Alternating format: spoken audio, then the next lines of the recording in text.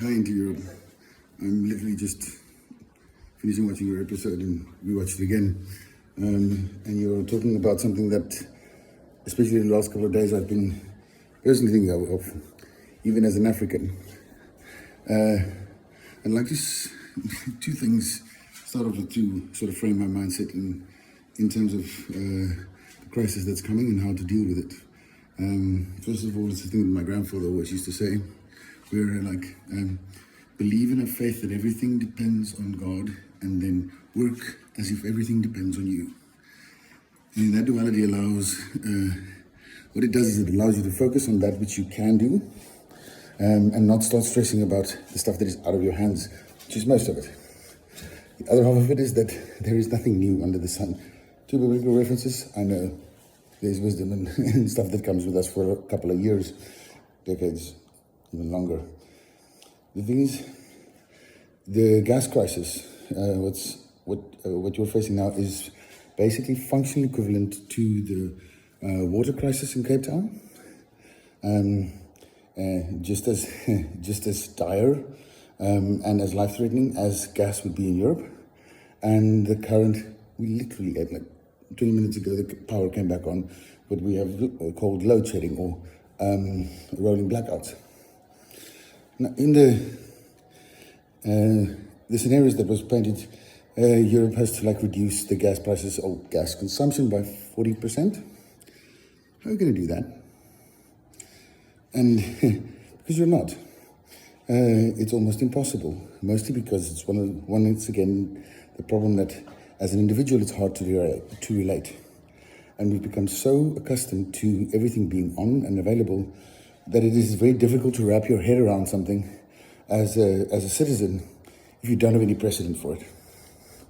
At the beginning of the Cape Town water crisis, it was a munted-ass show. Until we came up with the concept of day zero.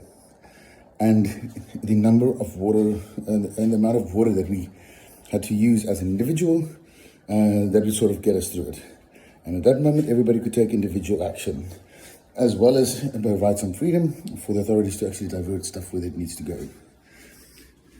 The thing is this, this is another talk complete in its entirety. What is currently happening, it is we're sitting in a global bullwhip. The global supply chain is in a state of escalating bullwhip. It started with the Ever Given that was parallel parked in the Suez Canal. More about this later.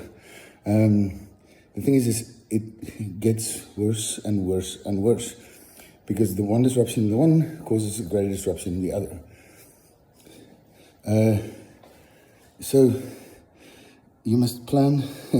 You must then plan and prepare for the worst as individuals. Like in Cape Town, I had a bucket of water spare, and you have to change the way you view the things that you do. Like we started using water of our baths to flush our toilets. Everybody had to find a different way. I, for one, I can't handle the smell, so I had to find other workarounds. But the workarounds were for the individual, not mandated. And because it was such clear at the individual level, we could hold each other accountable. The thing is the current supply chain imbalances that is busy feeding on top of each other is due to the just-in-time nature of our supply chain and the requirement for instant delivery. Now, there's a causal analysis that has been done on this. Basically states that it's a mathematical certainty that if a just-in-time controlled system is disturbed sufficiently, it not only ends into a deteriorating state, but it cascades exponentially. So as it stands currently, this thing is still on the way down because we haven't even acknowledged that it's the problem. As you mentioned with electricity, the price of gas pushes up the prices of everything else. So the system is literally dubstepping its way to our oblivion. Now, the thing that we must prepare for, and that individuals must prepare for, and that I'm not hearing anybody saying, like we had different day zero, water's done, what are you going to do then? So Most people had like a 300 liter stash of water in their houses for that day, in case it comes. And in the process of doing that, we actually changed our habits. Cape Town, we reduced our water consumption, I think by, I'm going to lie now, but it's something in the order of 60%. And we dropped, and we, after the water crisis ended, we rebounded, and we're still hovering about 40% lower than we did. It might be 40, 30, but prior to Cape Town's water reduction, I think the largest reduction in water consumption in any drought in the world was the Black Swan drought. I think it's in Australia or New Zealand, and they, I think, managed about 10%. So Cape Town did about like 4 times the amount. Let me tell you, it wasn't easy, but it was only possible once individuals could do it. Now, seeing that the situation is caused by the bullwhip effect, and the way that you encounter the bullwhip effect, which is, by the way, what caused the 1920s financial collapse, and the Federal Reserves and national banks, was designed to stem the bullwhip effect within the financial markets. And it has done so effectively. It is, however, no longer capable of doing it given the global supply chain. The way that you reduce the dubstep is to have local buffers, or buffers that protect critical infrastructure. Now, with our load shedding that we've got, as I originally bought this little bugger over here, I think it was 50 euros. It's now acting as a buffer between the T and the main routers, the fundamental infrastructure, internet infrastructure. Last year, we had a massive amount of issues, and actually my transformers blew on my circuit, so I was without power for 4 days. And that isn't fun. But what had happened, because I have that, and I could power it with my car battery, and I bought a couple of Philips Hue Go lights, specifically because I have a Philips Hue lighting system, and they've got batteries in them. Great for moving around, but they're also capable of keeping the lights on in those times. And with that, I survived those 3 days. If we didn't have load shedding and these things before the time, I wouldn't have been able to get my mind to a position where that would be a problem. The thing is when the problem with winter is that you're going to have heat shedding. Have a look at what happened in Texas. So what must be planned for is the fact that you're probably going to you must plan for a cold snap in Europe, like a 1 in 100 year. Take a reasonable one that would like really strain the system as it is currently with sufficient gas. What is going to, in the scenario where you are now, that there is not sufficient gas, the gas is going to start running dry, right? And people are going to pump the heat up more, as one should. But as the gas runs out, or in Iberia and the stuff starts happening, what's going to happen next?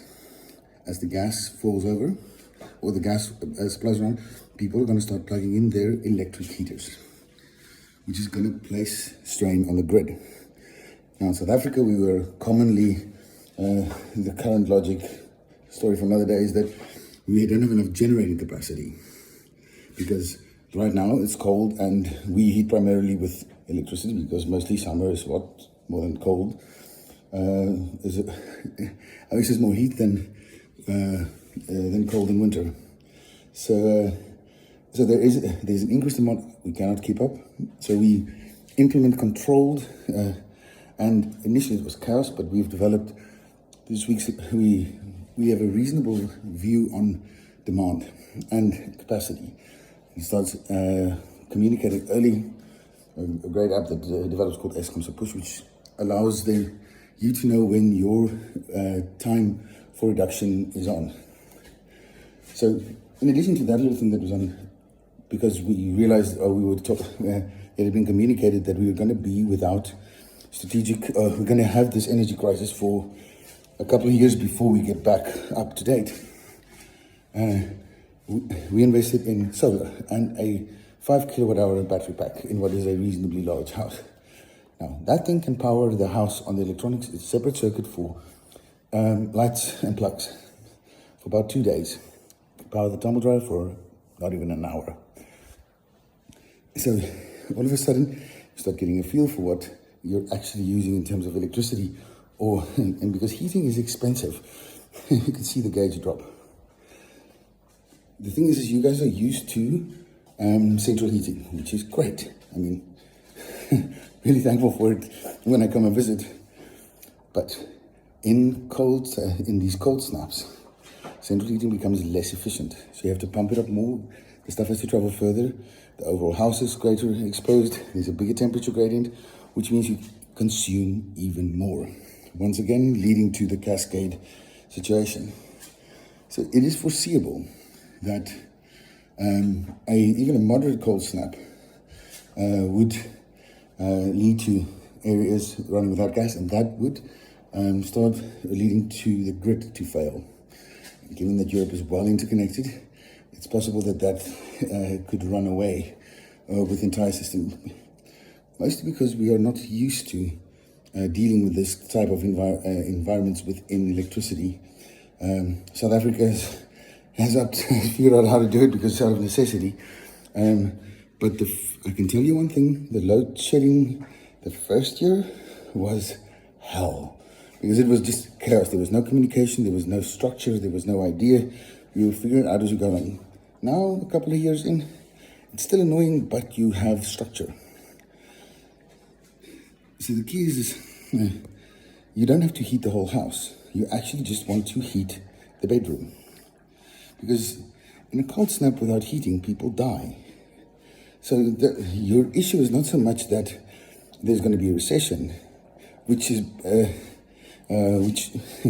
which should be concerning, but the bigger issue is what will happen.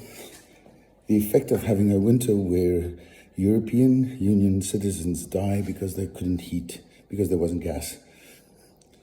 That level of failure is almost unthinkable.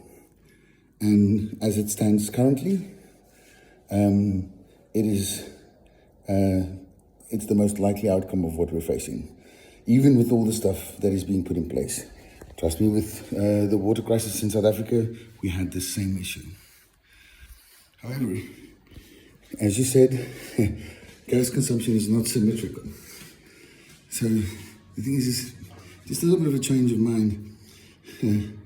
There's in the Pareto principle, if only 20% of Europeans move over to gas, of a 9 kilogram upper gas cylinder in the house, one of these numbers, right? That can operate in your bedroom. And it works really well, especially when you've got well-insulated homes. The rest of the house can be cold if you've got one room that's warm. That's how we did in the olden days. And that 9 kilogram cylinder of gas it can be stored reasonably safely within a house. So we, busy cooking, took out the electric hob and put in gas for this exact same reason. Heating is expensive. You would be able to survive with that 9 kilogram cylinder in your home, in your bedroom, warm. That would stop the spike of usage on gas, so that the people that need the people that do not have the alternative of heating their homes or bedrooms, like the small businesses, that they can use the gas to keep on running. Over and above that, if you keep the people that are running out of gas from climbing on top of the electrical grid, you keep the grid stable. And just like Y2K, because people don't realize that the fact that Y2K didn't ruin us was because there was a collective effort to fend off the wolf at the door. And the solution for this pending humanitarian disaster is literally 200 euros up front. Make sure you've got gas in the back. And that contribution that individuals can make will already has a massive knock-on effect, a positive knock-on effect of stemming the bullwhip and protecting the industries, reducing the demand during these strains, which will keep, we need to start dampening the bullwhip. And that will probably be one of its peak moments. If we can start clamping up on that, there would be positive. The unfolding of the bullwhip effect would then result in general corrections through the rest of the economy as well. So, yeah, everybody buy a gas heater and a thermal gas might be actually the most effective thing that we could have done for the economy. No matter how many tax breaks or stimulus checks we could have written, wouldn't that be something? And we've in Africa we've been through hell, but we've survived, and if only, which we're grateful for. But if what we went through down here could serve as a map for you guys to do what we did and excel, because you can't live without water, but you die if you freeze. We have a couple of days leeway with water. It's not going to be the same with winter. Hope this helps, and it is possible. If us Africans can pull it off with almost zero national government help,